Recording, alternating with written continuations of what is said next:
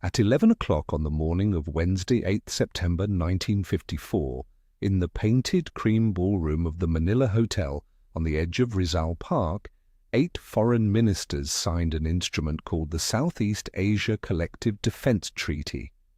The signatories were the United States, John Foster Dulles; the United Kingdom, Lord Reading; France, Guy Lachambre; Australia, Richard Casey; New Zealand, T. Clifton Webb; the Philippines, Carlos P. Garcia; Pakistan, Zafrullah Khan; and Thailand, or Wan Waithayakon.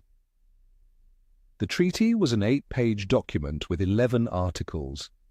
It became operational on 19th of February 1955 at a meeting of the same 8 countries in Bangkok, where the new organization acquired a permanent secretariat, a secretary-general, an office building on Sri Ayudhya Road, and the acronym SEATO, the Southeast Asia Treaty Organization.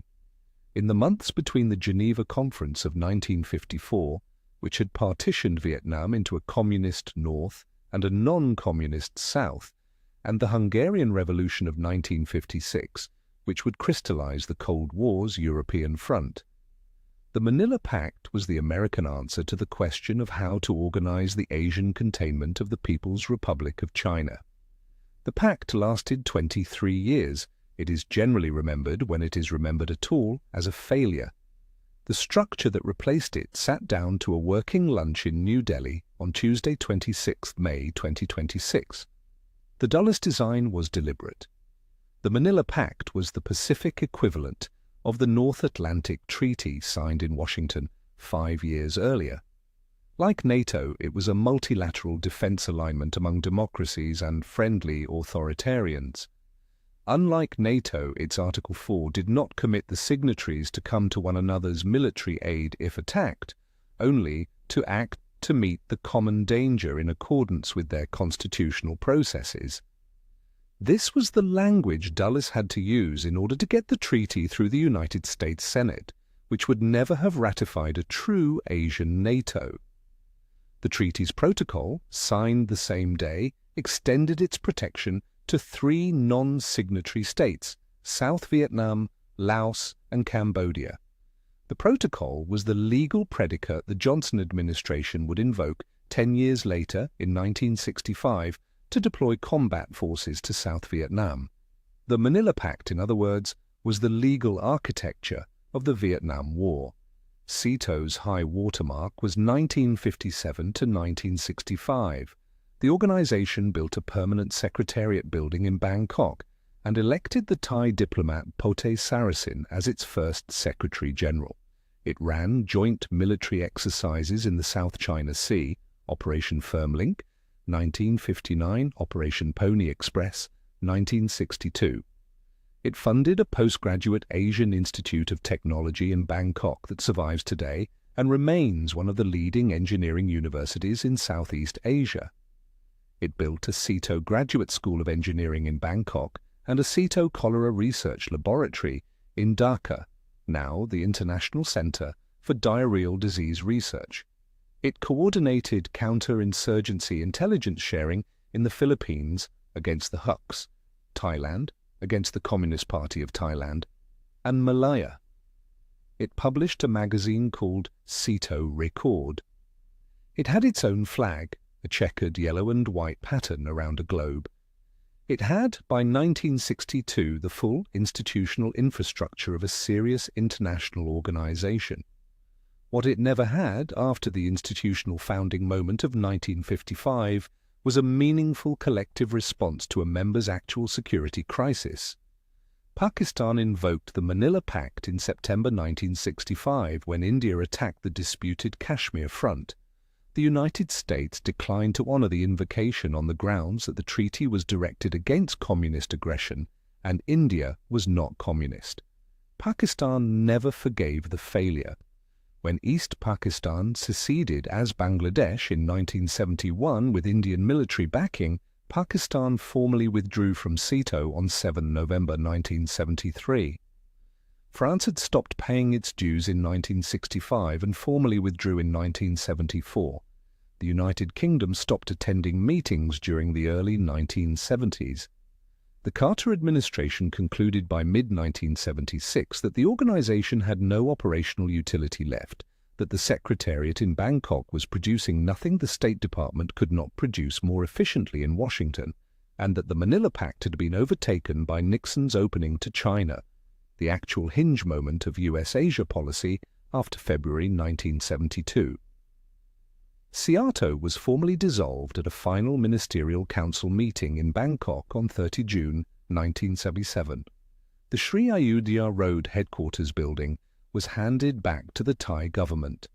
The Manila Pact Treaty itself remains in force as the legal predicate for the United States-Thailand alliance, which is still operational today.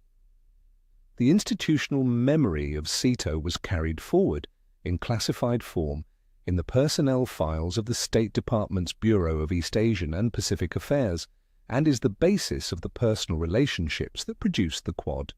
The quadrilateral security dialogue is what SEATO's institutional memory rebuilt itself into. The concept was first proposed by Japanese Prime Minister Shinzo Abe in 2007 as a four-power coordination forum among Japan, the United States, Australia, and India. It atrophied after 2008 when the Rudd government in Canberra withdrew Australia's participation in response to Chinese objections.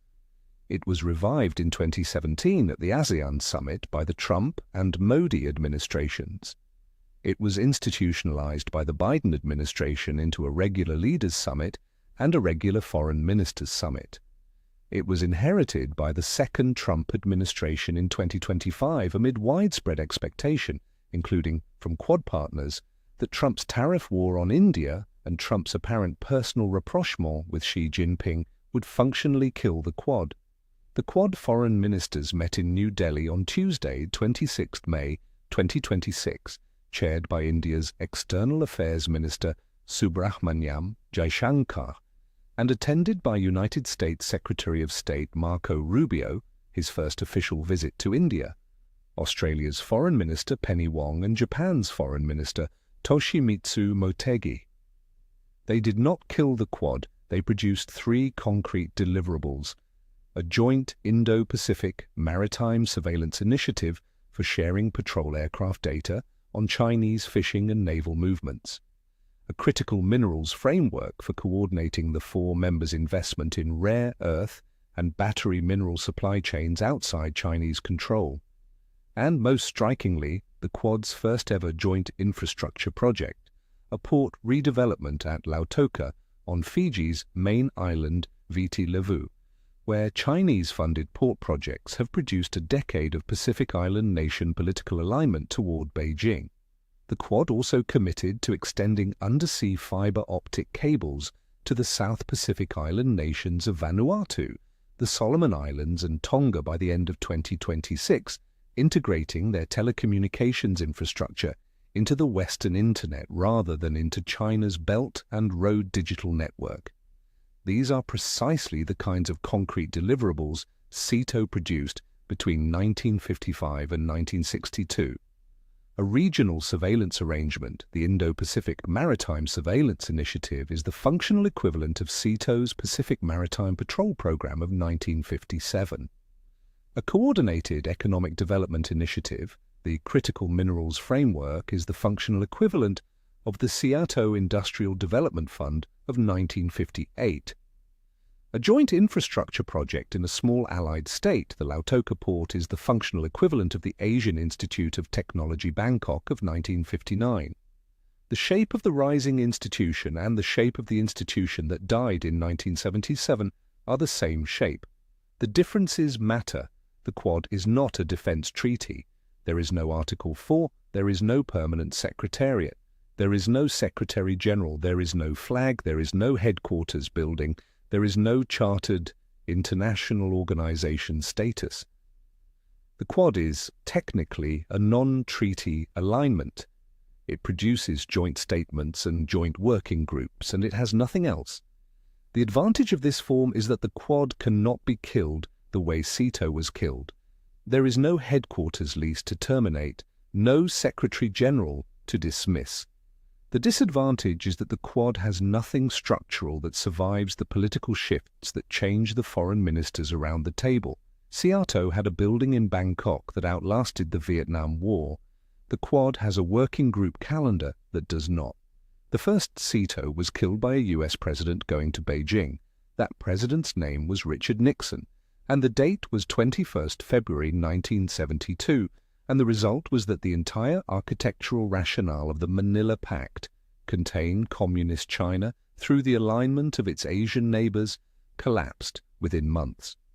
The Quad survives this week in spite of a US president who has already gone to Beijing, met with Xi Jinping at the Great Hall of the People on 14th of May 2026, and announced a constructive China-United States relationship of strategic stability. The second SEATO is being built by the same hand that, if the first SEATO is any guide, would unbuild it. The 3 Delhi deliverables are the early-stage public works of an institution that may either become the durable Indo-Pacific architecture of the second half of the 21st century, or may follow its predecessor into the State Department archives. The shape of the rising institution and the shape of the institution that died in 1977 are the same shape. The fate of the building is what differs, and the fate of the building in either era is decided in Washington.